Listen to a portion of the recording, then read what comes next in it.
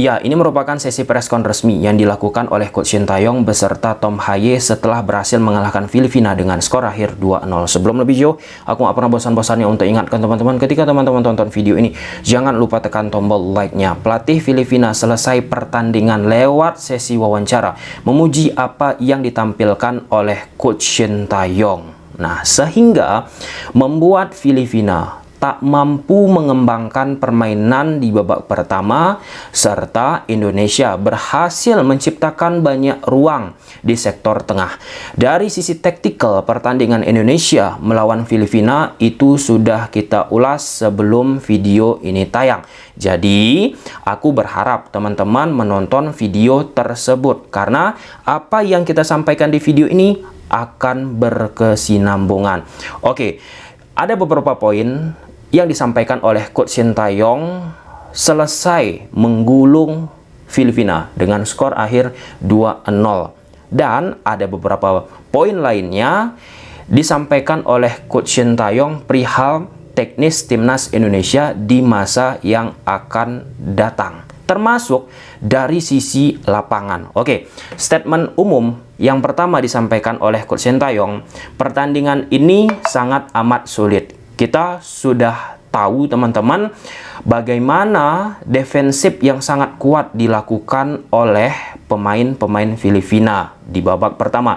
Di babak kedua lebih bermain terbuka. Nah, dengan bekerja keras itu diapresiasi oleh Coach Sintayong sehingga pemain timnas Indonesia bisa menciptakan sebuah gol. Nah, gol yang diciptakan oleh anak asuh Coach Sintayong ini pun sudah kita ulas. Ada kaitannya skema ataupun pressing trap 5-3-2 yang diaplikasikan oleh Coach Sintayong di atas lapangan. Dan ya, Tom Haye berhasil mengeksekusinya dengan prima. Ditambahkan oleh Coach Sintayong untuk menghadapi round 3, Coach Sintayong akan berusaha mempersiapkan tim semakin lebih baik. Mengapa demikian teman-teman? Tim-tim dari Asia Tenggara ketika sudah masuk ke round 3, contoh seperti Vietnam, contoh seperti Thailand, kerap mengalami kesulitan karena lawan-lawan yang dihadapi merupakan negara-negara, ya bisa kita sebut rata-rata 100 besar dunia. Tentu perlu improve dari hari ke hari apa yang sudah ditampilkan oleh timnas Indonesia. Contoh sederhana, blunder-blunder. Ya, aku mengerti setiap pemain sepak bola pasti pernah melakukan blunder. Tapi kalau misal beruntun, blunder-blunder yang dilakukan itu perlu tentunya dievaluasi oleh pelatih kepala. Hitung-hitungannya sederhana teman-teman. Di pertandingan-pertandingan penting, di high quality match teman-teman, ada kesalahan-kesalahan kecil pasti akan dihukum. Nah, hal itu perlu untuk dicermati. Kemudian masuk poin kedua, sesi tanya jawab. Ditanya oleh awak media, kenapa di pertandingan ini pasukan timnas Indonesia menggunakan jersey putih. Nah, disebut oleh Coach Sintayong karena posisinya cuaca di Indonesia itu panas, pun termasuk pemain keturunan dari Indonesia pun tentu perlu aklimatisasi, perlu adaptasi. Dengan menggunakan jersey berwarna putih itu akan lebih membantu ketimbang warna merah. Ini analisa yang dilakukan oleh Coach Sintayong, serta dengan menggunakan jersey berwarna putih kelihatan postur pemain timnas Indonesia akan lebih besar. Nah, ya itu pendapat pribadi tentunya berdasarkan analisa yang sudah dilakukan oleh Coach Sintayong. Pun kalau kita bicara tentang jersey warna putih, jersey warna merah, jersey warna hitam di dunia sepak bola teman-teman, itu memang ada analisa ilmiahnya, mempengaruhi stabilisasi pemain di atas lapangan. Mungkin di next waktu kita akan bahas pengaruh jersey terhadap faktor cuaca ketika pemain sepak bola bermain di atas lapangan. Kemudian poin ketiga, ditanya oleh awak media soal debut Verdong. Nah, di sini Coach Sintayong jawabannya tentu mengapresiasi apa yang ditampilkan oleh Verdong. Pertama, ia bermain sangat baik. Kemudian Verdong bisa beradaptasi dengan oke. Jika kita bandingkan, kita komparasikan dengan beberapa pemain keturunan timnas Indonesia, teman-teman, ketika debut perdananya, contoh di posisi yang sama ya, salah seorang pemain keturunan kita yaitu Nathan Choaon kan pernah melakukan debut tentunya bersama timnas Indonesia. Itu permainannya tidak begitu tune in langsung. Nah, Verdonk ini termasuk pemain yang langsung bisa nyetel apa yang diinginkan oleh Coach Sintayong, apa yang diinginkan oleh rekan-rekannya, dan ia pun memberikan sesuatu yang sangat positif dari sifat attacking. Nah, Saint Nama bukan aku katakan buruk dari sisi attacking, tapi defensifnya oke.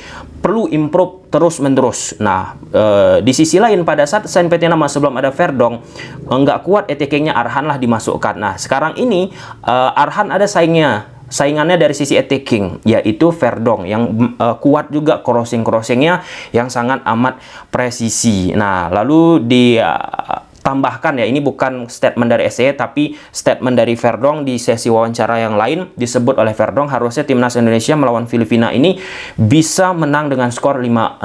Ini pandangan sangat amat luar biasa teman-teman, dan aku pun melihat dari beberapa on target ataupun banyaknya peluang yang diciptakan, superiornya permainan timnas Indonesia di atas lapangan, harusnya bisa sih.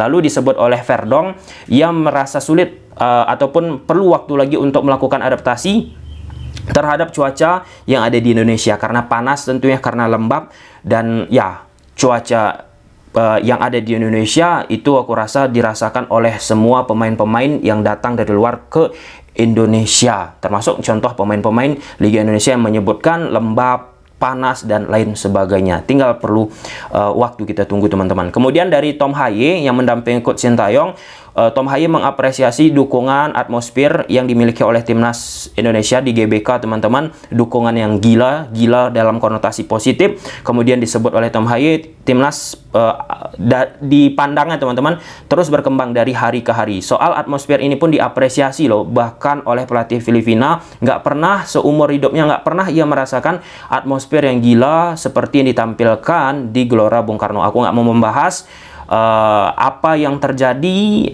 selesai pertandingan soal harusnya jangan undang karaoke ataupun pihak-pihak tertentu bang, harusnya langsung menyanyikan anthem ini bang. Aku nggak mau masuk ke sisi itunya. Kemudian poin kelima soal rumput GBK, ditanya oleh awak media kepada Coach Sintayong. Nah, Coach Sintayong to the point seperti yang sering ia lakukan di beberapa pressconnya. Untuk kedepannya Coach Sintayong ingin lapangan GBK ini tidak digunakan untuk konser lagi, akan lebih baik pertandingan sepak bola dibanyakkan. Nah, dari 3 pertandingan yang sudah dilakoni timnas Indonesia teman-teman untuk menghadapi kualifikasi Piala Dunia, memang secara kontur, secara permukaan tidak oke. Nah, jika kita bandingkan timnas Indonesia bermain di lapangan yang mulus, mempengaruhi banget loh stabilisasi, taktikal, aliran passing, dan semoga ini jadi pembelajaran yang sangat penting bagi PSSI, pengelola GBK, bagaimana untuk bisa merawat dan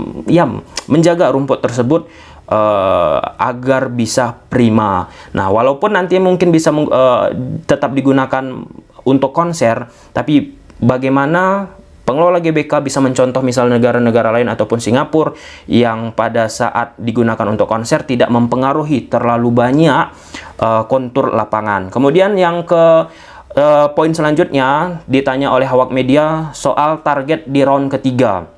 Apakah realistis menghadapi negara-negara yang superior yang sudah kita sebut seperti di awal tadi? Coach Sintayong ini jawabannya diplomatis teman-teman, lawan yang dihadapi tidak ada yang gampang, bahkan Coach Sintayong merendah kita paling lemah. Tapi ya poinnya tadi, Coach Sintayong akan berupaya memberikan yang terbaik lagi seperti yang sudah ia mimpi-mimpikan. Kemudian ditanya awak media soal apakah pemain keturunan akan dicari lagi. Nah, kalau misalnya ada yang ditemukan oleh Coach Sintayong, oke, bagus teman-teman, itu akan diajukan oleh Sintayong kepada PSSI. Ini kan ada jeda antara bulan Juni ini sampai dengan bulan September. Tentu sangat amat akan menarik, khususnya dari sektor depan teman-teman. Banyak peluang timnas Indonesia di beberapa pertandingan banyak mengontrol permainan, oke permainannya, tapi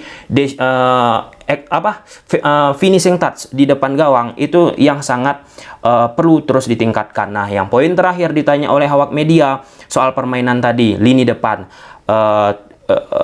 Timnas Indonesia kerap di beberapa pertandingan mampu membuild up permainan secara oke. Di sektor tengah bisa mengontrol, tapi di sektor depan nggak bisa menciptakan banyak gol. dengan khasnya Coach Sintayong menjawab straight to the point. Coach Sintayong menilai memang strikernya, gini kata Coach Sintayong, nanti salah pula aku.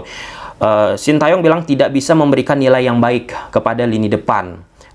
Perlu evaluasi sendiri yang dilakukan oleh pemain-pemain depan timnas Indonesia. Mencari pemain tetap akan dilakukan oleh Coach Sintayong. Nah, ya, masalah lini depan ini kan penyakit kronik dari timnas Indonesia yang belum terperbaiki. Dan ya, kalau kita bicara lini depan, hampir setiap preskon ketika timnas Indonesia menang ataupun gagal sering ditanyakan oleh awak media. Finishing, finishing, finishing, finishing, finishing. Di pertandingan ini meski menang, finishing tetap menjadi persoalan. Oke, mungkin sampai sini aja dulu teman-teman. Gimana menurut teman-teman? Nanti akan kita ulas hal-hal yang menarik lainnya. Silahkan tulis di kolom komentar. Bye.